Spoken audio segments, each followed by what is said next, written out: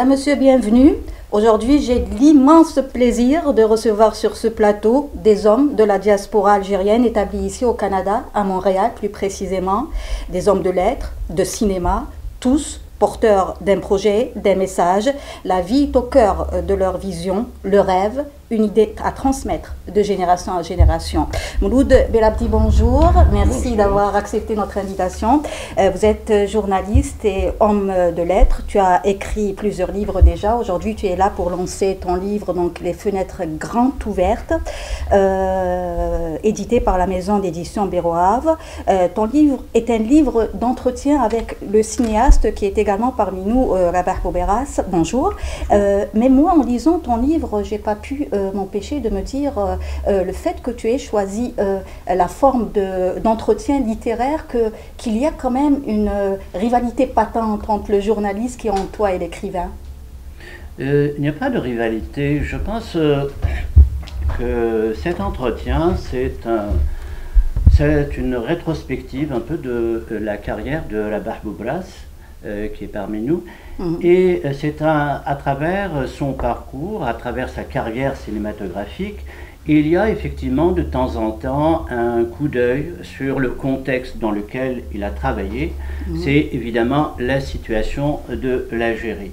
Il connaît le cinéma de l'intérieur et c'est pour ça que je l'ai choisi, parce que c'est un vieux projet que j'avais, qui était de faire le point sur le cinéma en Algérie. Ça remonte à une vingtaine d'années, je voulais le faire en Algérie.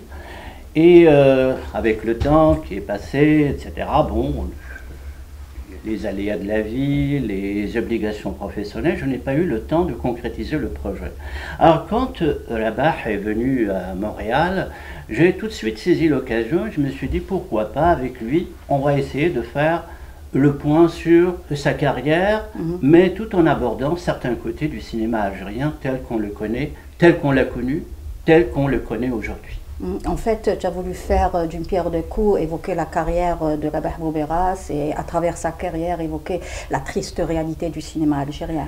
Tout à fait, parce qu'il faut dire que les cinéastes ont eu beaucoup d'espérance à l'indépendance, quand il y avait vraiment une industrie, disons, le début d'une industrie cinématographique en Algérie, mais avec le temps, avec les réformes qu'on a connues dans les années, à la fin des années 80, il se peut que je me trompe sur les dates, il y a eu donc des bouleversements, il y a eu une destruction du cinéma algérien, de l'industrie cinématographique algérienne. Aujourd'hui, il n'y a pratiquement plus de cinéma.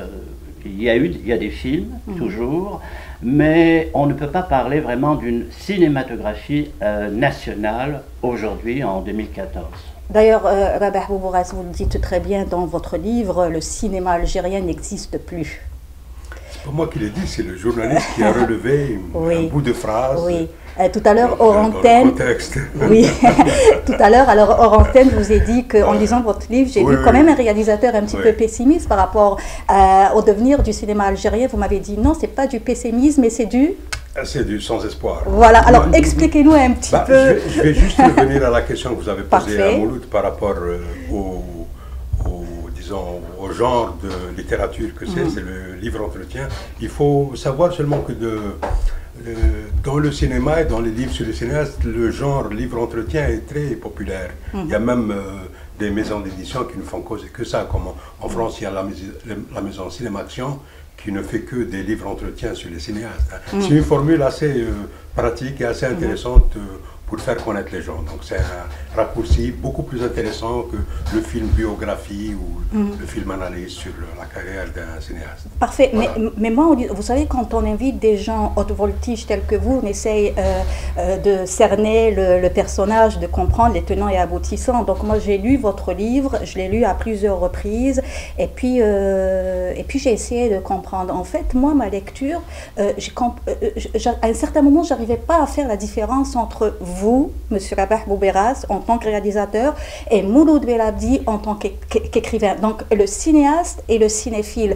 À un certain moment dans le livre, Mouloud, il vous pose des questions, telles qu'à la page 18, par exemple, et il essaye de vous mettre sur son terrain de zone de confort qui est la lecture. Quand il vous pose la question sur votre motivation, vos inspirations, il vous dit la lecture. Peut-être chez nous, les journalistes, on sait que ça, c'est un petit peu des questions dirigées, là.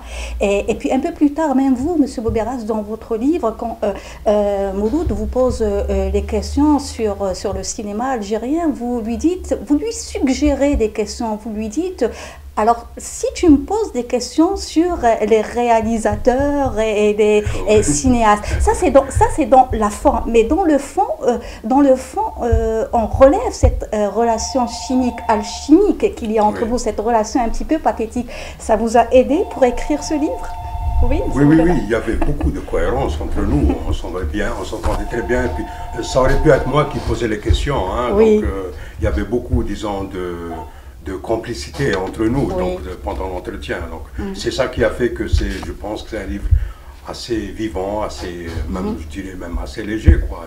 Il y a une certaine complicité entre Labach et moi. C'est vrai que lui, il est cinéaste, il vit le cinéma de l'intérieur. Moi, je suis journaliste, observateur, je regarde le cinéma de l'extérieur. Mais forcément, entre les deux, il y a beaucoup de points communs. Ben, on est cinéphiles tous les deux. On est cinéphiles. Oui. C'est la même chose, quoi. Oui, ça s'est ressorti pleinement dans votre livre. Il y a beaucoup de choses qui sont communes dans nos parcours différents, mais en même temps, il y a beaucoup de choses qui sont communes. On est de la même génération, on a vécu un peu les mêmes événements. En fait, vous êtes l'un, le miroir de l'autre. C'est ça. Monsieur Mhenna, peut-être que vous partagez cette observation. Vous êtes universitaire et écrivain algérien de langue française, arabe et berbère. Ça, c'est très bien. Docteur en sciences de l'information et littérature de langue française. Vous avez été journaliste à l'agence Algérie Presse, service de Sétif, puis enseignant à l'université Farhat Abbas, également de Sétif, puis à l'université de Montréal. Vous êtes spécialiste de littérature maghrébine, notamment de Kateb Yassine. Votre recherche concerne également la sociocritique et l'écriture de l'immigration et la littérature d'exil. Est-ce que je vous ai bien présenté ou j'ai oublié quelques facettes de votre... Parfait. Alors, qu'est-ce que vous pensez de cette relation un petit peu pathétique qui existe entre le cinéaste qui est Rabah Bouberas et puis bon, le cinéphile écrivain qui est Mouloud Belabdi? Ben, je pense que les deux sont avant tout amoureux aussi de l'image et du cinéma. Donc, ce qui fait que ça a donné ce beau travail qui est les fenêtres grand ouvertes. Ensuite, je peux dire aussi que, à ma connaissance, c'est le premier travail de ce genre qui a été fait sur le cinéma algérien. Parce que, premièrement, il n'y a pas beaucoup de livres sur le cinéma algérien, que ce soit des livres théoriques ou des livres de vulgarisation. Il y en a très peu. Et des livres aussi universitaires sur le cinéma algérien, il y a très peu. Il y a eu certaines études qui ont paru dans des revues, mais à part ça, il n'y en a pas beaucoup. Donc c'est déjà une première expérience. Ensuite, c'est une expérience de quelqu'un qui a vécu les problèmes de l'intérieur, donc toutes les structures du cinéma algérien. Rabah l'explique bien que ce sont des structures très, très contraignantes. Donc il fallait vraiment avoir beaucoup de courage et surtout de passion pour travailler dans un tel contexte. Et donc tout ça a donné quelque chose donc de nouveau dans le contexte algérien. Ensuite, ça permet aussi peut-être d'ouvrir la voie à d'autres cinéastes pour parler de leur itinéraire donc, dans ce métier-là. Donc à ce niveau-là, c'est déjà une très bonne chose. Monsieur Bouberas, la passion et le courage tel que décrit par Monsieur Mhenna suffisent pour réaliser un film? Ça ne suffit pas, mais c'est énorme. Il faut beaucoup de santé, il faut beaucoup d'amour pour soi-même et pour ce qu'on fait, il faut beaucoup d'entre-gens, il faut beaucoup de ténacité, de persévérance, donc de courage et tout, mais c'est jamais assez suffisant. Je pense que beaucoup de gens n'ont pas réussi parce que c'est très difficile, quoi. Quelles sont les difficultés d'ordre financier? Ben, il y a des difficultés d'ordre financier, des difficultés d'ordre professionnel, d'ordre de compétences, d'ordre matériel, d'ordre de liberté d'expression. Il y a toutes sortes de difficultés. Il faut vraiment être un peu inconscient et un peu fou pour vraiment faire ça dans un pays comme l'Algérie. Oui, ben alors évidemment nous allons passer la parole à M. Salah Belziari qui sans lui peut-être le livre Les fenêtres grandes ouvertes n'aurait jamais vu le jour à Montréal. Donc vous êtes directeur de la maison d'édition Beroaf. D'ailleurs Beroaf c'est une manière pour vous d'évoquer les différentes civilisations qui sont passées par l'Algérie. Alors si on décortique le mot B pour berbère, A pour arabe, F comme français, oui vous pouvez expliquer l'idée. Beroaf, moi, c'est un acronyme pour dire berbère, romain, français, puis arabe, donc arabe puis français, donc ça fait Beroaf. Mais en même temps, quand je cherchais un peu le nom à donner à la maison d'édition, parce que moi je suis un peu dans la poésie, ça fait peut-être 15-16 ans, je publie de la poésie dans les maisons d'édition ici à Montréal, au Québec, au Canada. Et à un moment donné, j'ai compris que les livres des gens qui viennent d'ailleurs ne vont pas facilement être pris par les maisons d'édition traditionnelles et publiés. Comme expérience de poète, je connaissais pas mal de gens. J'ai une école de langue aussi, donc je recevais beaucoup de gens qui viennent de l'extérieur et du Maghreb en particulier, et des Algériens qui venaient me donner leurs manuscrits de poésie. D'ailleurs, votre devise, vous écrivez, nous publions. Oui. Et je voyais qu'il y avait quelque chose de vraiment important dans ces manuscrits, des fois des jeunes, des fois des professionnels qui ont quitté l'Algérie après les problèmes du terrorisme là-bas. Et une fois, j'ai donné un manuscrit de ces gens-là à ma maison d'édition, mais ils n'ont jamais répondu. Et là, une question est venue tout de suite à l'esprit, je dis pourquoi? Et à partir de ce moment-là, j'ai commencé à réfléchir, peut-être il faudrait faire une maison d'édition pour encourager justement les gens qui viennent d'ailleurs et qui n'ont pas forcément accès aux maisons d'édition d'ici. Donc à partir de ce moment-là, j'ai commencé un peu à réfléchir à faire la maison d'édition. Ça a pris du temps, peut-être une dizaine d'années. Mais au début, on avait une association qui s'appelait Passerelle, où on recevait des auteurs d'ici, des locaux, puis des auteurs de l'extérieur, et on faisait des rencontres littéraires et tout. Donc à partir du moment où l'idée était mûre pour lancer la maison d'édition, j'ai pensé justement au titre, ou quel nom donner à la maison d'édition.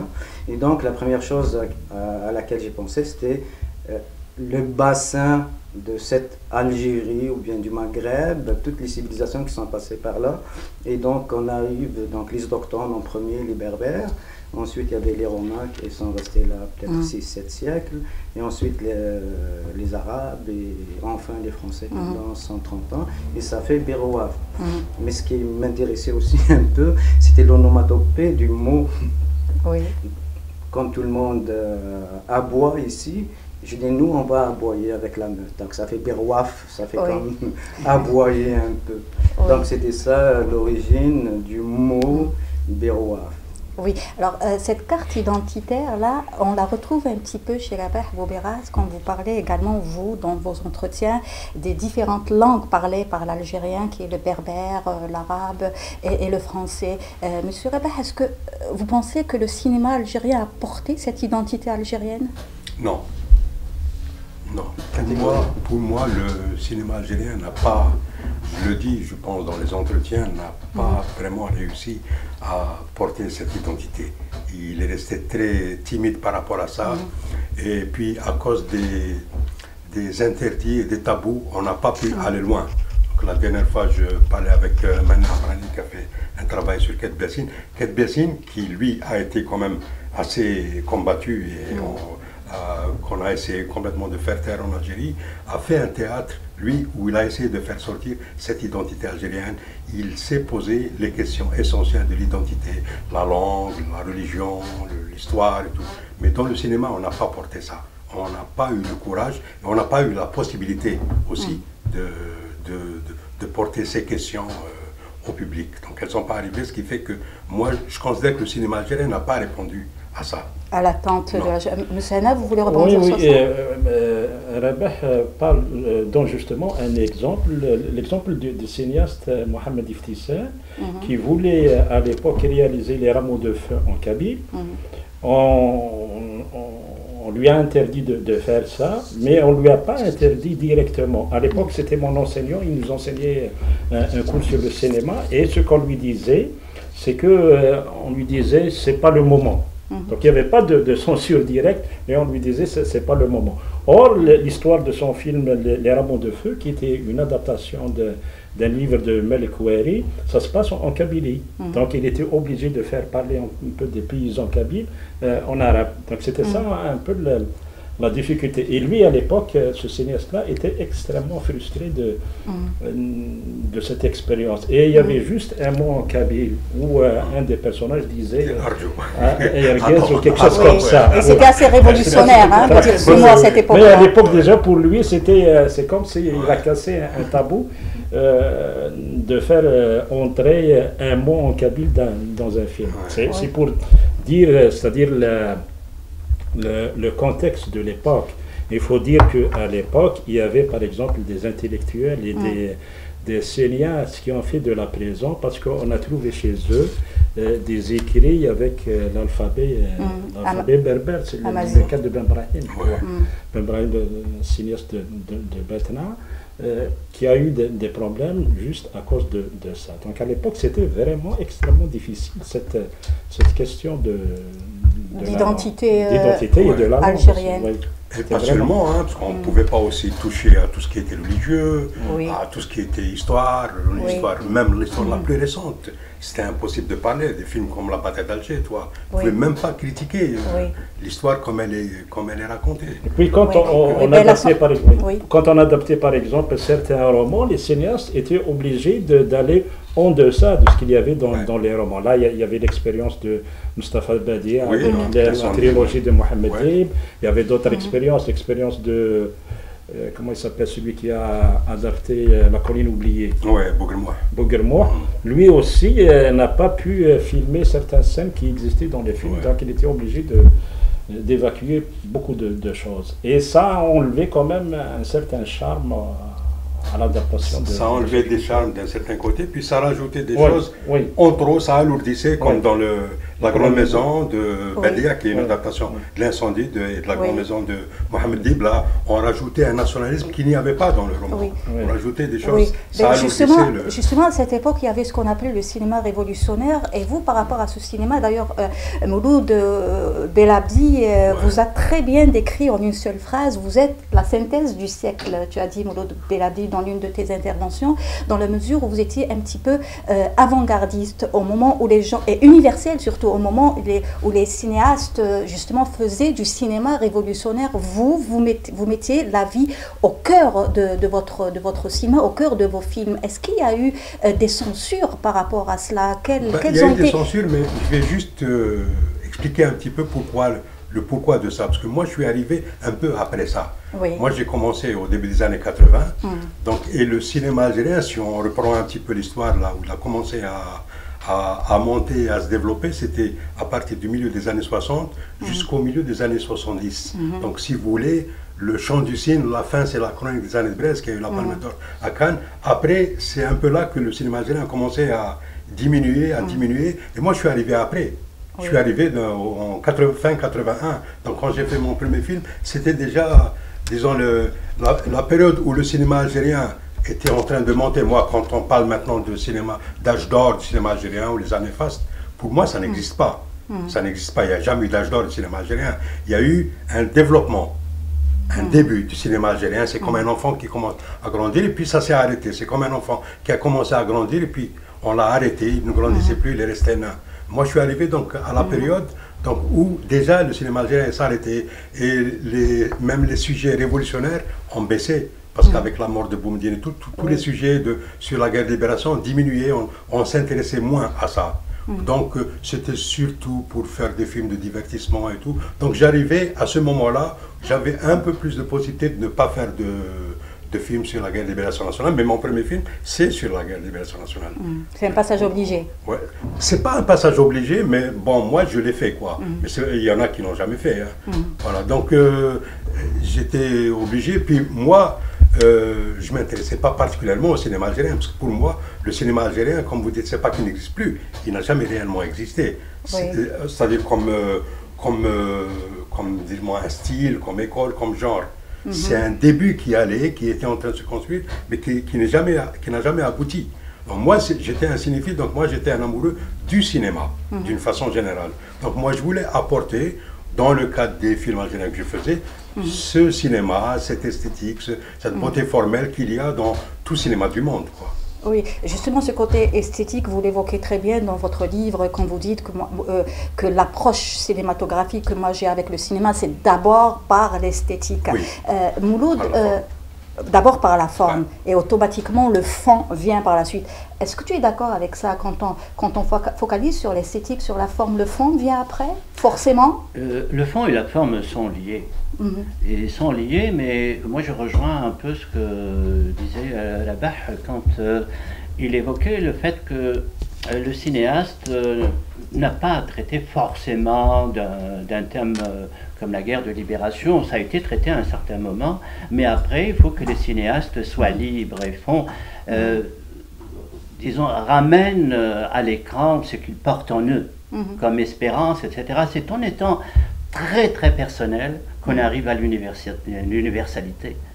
Regardez certains films qu'on a fait au Japon, qu'on a fait en Amérique latine, en Europe, etc. C'est des films qui traitent d'un sujet qui n'est pas algérien, mais de par l'universalité du thème, ça nous concerne et ça concerne n'importe quel citoyen de par le monde. Mais d'abord, la mission d'un cinéaste, c'est d'abord s'adresser à son public. C'est d'abord s'adresser au public algérien. C'est ça la mission d'un cinéaste. N'est-ce pas? Quand on fait un film algérien, oui, surtout que moi, j'ai fait surtout les premiers films, je les faisais pour la télévision algérienne, donc automatiquement seulement pour le public algérien. Mais moi, je pensais à tout public. Je me disais toujours, quand je fais un film, je me dis, si un jour le film passe dans un autre pays, il faut qu'ils comprennent. Et d'ailleurs, c'est passé, ça m'est arrivé de passer des films dans d'autres pays, et puis j'étais très content parce que les gens comprenaient. Monsieur Bézari, vous êtes, comme on l'a dit, on vous a présenté tout à l'heure, vous êtes directeur de la maison d'édition Béroaf. Être un éditeur, c'est d'abord un métier, mais tout d'abord, un second regard à reculant sur un livre, sur un film. Les fenêtres grandes ouvertes, en quoi ça vous a interpellé? Oh là là, ouais. C'est une bonne question. Moi, à l'origine, quand j'ai lu le manuscrit de Mouloud, j'ai tout de suite adhéré, parce qu'à l'origine, j'étais cinéphile aussi, là, que je ratais pas les films qui passaient à la cinémathèque. Moi, je viens de Annaba, et à un moment donné, j'ai créé un ciné-club à l'université de Annaba aussi, et on avait des rencontres comme ça sur le cinéma toutes les semaines. Et je connaissais très bien toutes les revues de cinéma, les deux écrans, le jeune cinéma, les cahiers du cinéma, surtout avec le Centre culturel français. Et à un moment donné, je voulais aussi faire du cinéma, le cinéma amateur. On avait une association à Annaba qui s'appelle Numidia, et on faisait aussi un peu, entre autres, du cinéma amateur. Et quand j'ai lu le manuscrit, je me suis tout de suite retrouvé dedans. Et ce que disait Reb et toutes les questions de Mouloud, je les avais un peu dans ma tête en lisant ça. Et tout de suite, j'ai dit à Mouloud que ça, on pourrait forcément le publier un jour. Mais on n'avait pas les moyens, j'avais pas les moyens pour ça. Je suis un jeune éditeur, c'est une jeune maison, nous sommes à notre 3e titre jusqu'à maintenant.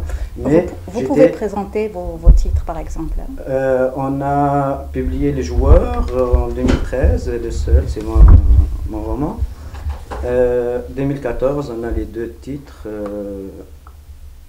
un recueil de poésie à le Simi.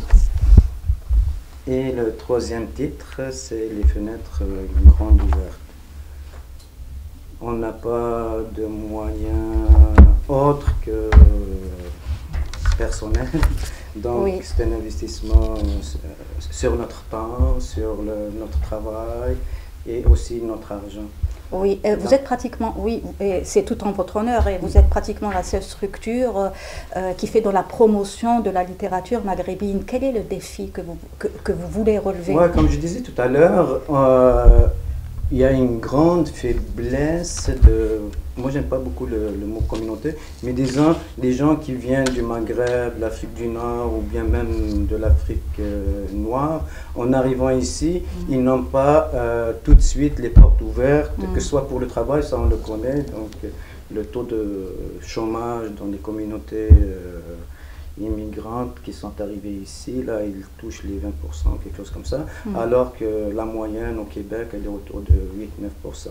Ce qui est valable pour le travail en général, il est valable aussi dans les milieux artistiques, soit au cinéma, pour Reber. Il a une grande expérience aussi ici pendant je ne sais pas combien de temps, là, depuis son arrivée ici, combien de films il a fait, etc. Vous pouvez lui poser la question. Au niveau de la littérature, c'est une autre grande question aussi. Les gens qui arrivent ici et qui veulent publier dans une maison d'édition, comme je disais tout à l'heure, c'est pas évident. Il faudrait connaître les milieux, il faudrait peut-être avoir un réseau. Pour avoir un réseau, il faut le construire avec le temps. Et ça, les gens qui arrivent, ils n'ont pas ces moyens-là d'aller toucher les... Si en plus on compare le nombre de manuscrits que les maisons d'édition reçoivent ici à Montréal, au Québec, par rapport aux immigrants, si on reçoit comme 200 manuscrits de gens d'ici autochtones, et on a dans les 200 une dizaine de manuscrits des gens qui viennent d'ailleurs, ils seront perdus à l'intérieur de cette masse-là de manuscrits. Comment est-ce qu'on va les chercher? C'est pourquoi j'ai pensé peut-être trouver un moyen pour les immigrants, pour les faire connaître d'une autre manière. Même au niveau de l'administration générale, des ministères et tout, au niveau du Conseil des arts, du Québec, du Canada, nous, on va faire concurrence exactement pareil comme les gens qui sont nés ici. Donc, sur 100 demandes pour une bourse ou quoi que ce soit, on a 98% de gens d'ici et 2% de gens d'ailleurs. Mais on ne va pas les prendre en considération parce qu'ils sont en train de concurrencer les plus grands écrivains d'ici, par exemple. Et donc, ils ne passeront jamais. Donc, à partir de là, moi je dis une maison d'édition. Il y a déjà pour une communauté haïtienne une maison d'édition qui s'appelle Mémoire d'Encrier. Et eux aussi, ils font la promotion des écrivains qui viennent des Caraïbes, par exemple, de Haïti, de ces pays-là. Moi, j'ai pensé donc, à un moment donné, qu'il fallait lancer une maison d'édition pour aider justement pardon, les gens qui viennent d'ailleurs et les faire connaître ici. C'est un peu logique. J'ai envie de vous dire, est-ce que c'est pas un petit peu prétentieux de votre part de lancer cette maison d'édition alors que le livre francophone est en continuelle descente d'ici au Québec? Qu'est-ce qui vous fait avoir autant de confiance en vous et dans votre maison d'édition dans cette situation littéraire? Peut-être comme dans notre province. Modo, dirait, c'est l'amour du cinéma, moi c'est l'amour de la littérature. Et ce qui m'intéresse en premier lieu, c'est vraiment les formes d'art. Et même le problème du livre au Québec ou bien en France ou ailleurs dans le monde, il est en déclin. Mais ça c'est je ne sais pas si c'est une vérité, parce que moi je pense peut-être que c'est une appréciation peut-être un peu faussée. Peut-être qu'il y a plus de monde qui publie de livres et la lecture des livres, elle est plus répandue maintenant qu'avant. Avant, on avait peut-être une dizaine d'auteurs et tout est concentré sur les dizaines d'auteurs et ils peuvent donc tirer à 100 000, à 200 000, à 300 000. Mais maintenant, comme on a 1000 auteurs, donc on va tirer comme 500, 500, 500. Mais la lecture, je pense, elle est toujours là. Les gens lisent encore. Oui, Monsieur Mena, oui, vous voulez rebondir sur ça? Oui, juste pour la petite histoire. Ben, en Algérie, où maintenant il y a beaucoup de maisons d'édition, et où on ne peut pas dire que l'édition du livre francophone est en train de baisser. Non, nous l'avons proposé à plusieurs maisons d'édition en Algérie. Et personne n'a accepté, ni n'a répondu, ni moi, ça ne nous intéresse pas. Donc ça met en valeur encore plus le courage et l'audace de... Tout à fait. Il faut avoir l'amour, je pense, l'engagement et être proche des gens, des créateurs. Je pense que c'est une création très importante pour nous, pour l'Algérie, pour l'histoire du cinéma algérien. Moi aussi, j'ai lu pas mal de livres, d'entretiens qui sont sortis en France. Et espérant qu'à partir de là, on fera aussi connaître d'autres personnalités, que ce soit algériennes, maghrébines, qui œuvrent dans le milieu artistique. Et je pense que Mouloud a beaucoup de travail devant lui. Et alors, Monsieur Bououeras, donc à travers votre livre Les fenêtres grandes ouvertes, que j'ai apprécié parce que c'est une lecture facile, un message très vite détectable, j'ai beaucoup aimé, mais simplement il y a des parties dans vos réponses où je me suis posé des questions. Par exemple, quand vous parlez de la réalisation de films et vous dites « je ne sais jamais pourquoi je fais le film et si je l'avais su, je ne l'aurais pas fait ». Ouais, bon, c'est des phrases où il y a des paradoxes comme ça. Oui.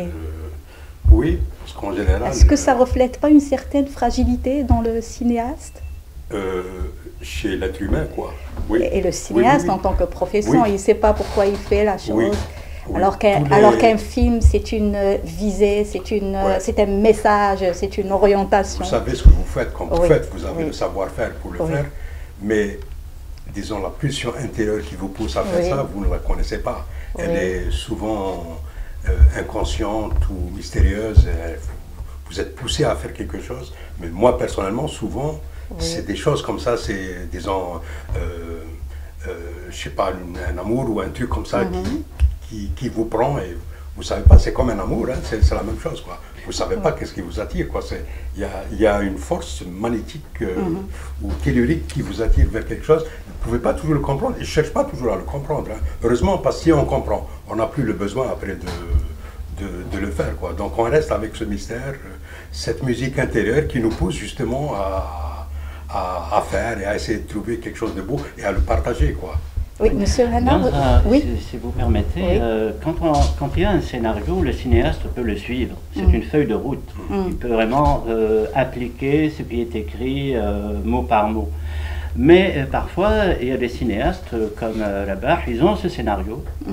Mais en même temps, quand ils sont sur le terrain en train de filmer, ils essaient de trouver quelque chose qui sort du commun. Si je ne me trompe pas. Oui. Parce que sinon, ça n'a aucun intérêt. Si tout est préparé à l'avance, tout est fait, c'est même pas la peine d'avoir un réalisateur. L'improvisation est-elle bénéfique pour un film? Comment? L'improvisation est-elle bénéfique pour un film? Mais ça, c'est pas forcément de l'improvisation. Ça, c'est, je dirais, de la vigilance, je sais pas, de l'inspiration. C'est pas forcément... elle peut être très bénéfique, l'improvisation. Mais là, moi, je parle plus d'inspiration que d'improvisation. Parfait. Oui, M. Bidiani. Je voulais juste ajouter quelque chose par rapport à ce que disait Reda. Des fois, je ne sais pas qui l'a dit, mais ça nous prend un peu d'inconscience, un peu d'innocence, et un peu d'impertinence et un peu d'insolence. Quand ça se réunit et on a l'innocence, on va aller vers quelque chose. Mais si, au départ, moi, je savais qu'il y avait par exemple 120 écoles ici à Montréal, j'aurais jamais pris j'aurais jamais été proche d'aller faire une école de langue, par exemple. Mais c'est un peu d'ignorance, mais il y avait un sentiment fort que moi j'apportais quelque chose. C'est un peu innocent, mais ce n'est pas de la, comme vous disiez tout à l'heure, de la prétention. Moi, je voulais faire quelque chose. Et cette petite innocence pourrait donner de grandes Non, moi je disais prétention, pas par rapport à vous, par rapport à la situation littéraire ici au Québec. Là. Monsieur Hanna, vous êtes également auteur, là, vous avez écrit certains livres. Est-ce que vous aussi, vous ne savez pas où aller quand vous écrivez vos livres? Ben moi, pour certains textes, oui. Par exemple, les textes que j'ai écrits pour des films, des fois, je ne sais pas qu'est-ce que je vais écrire exactement. Et c'est quand je commence à écrire qu'il y a des choses qui remontent comme ça. Je ne l'ai pas cherché au départ. Et parfois aussi, il y a des expériences comme ça à travers la vie. On rencontre des choses et parfois des personnes, et il y a des choses comme ça qui nous provoquent et qui nous amènent à écrire certaines choses auxquelles on n'a pas pensé. Par exemple, quand on était, Rabah et moi, à Verbier, en Suisse, pour le film Temur Idouret, une fois, il y avait une scène devant je ne sais pas si tu te rappelles, devant le cimetière. On a trouvé une grande horloge, mais cette horloge-là n'avait pas d'aiguille. Et je lui ai dit, c'est étrange, pour une fois, le temps ne nous est pas compté. Oui, je l'ai filmé. Et on a intégré ça dans le film. Mais ce n'est pas quelque chose à laquelle on a pensé au départ. Donc, des fois, c'est la vie elle-même qui nous donne des choses, sans qu'on les ait cherchées donc, au départ. Donc, pour moi, quand il s'agit de textes de création, ça fonctionne comme ça chez moi. Donc il n'y a pas vraiment de quelque chose de préparé. C'est pas la suite que... Un cinéaste, c'est un poète. Il est là, il attend, les choses arrivent. Il est à l'affût, des fois il n'est pas à l'affût, mais des choses peuvent arriver. Le miracle, la beauté. La révélation. Ouais, la révélation. C'est comme... Désolé Mouloud, on arrive malheureusement à la fin de la première partie de notre émission. On va reprendre votre... intervention tout de suite après. Merci madame, monsieur de nous avoir prêté attention. Je vous donne rendez-vous dans l'autre partie de l'émission. À tout de suite. I have a dream.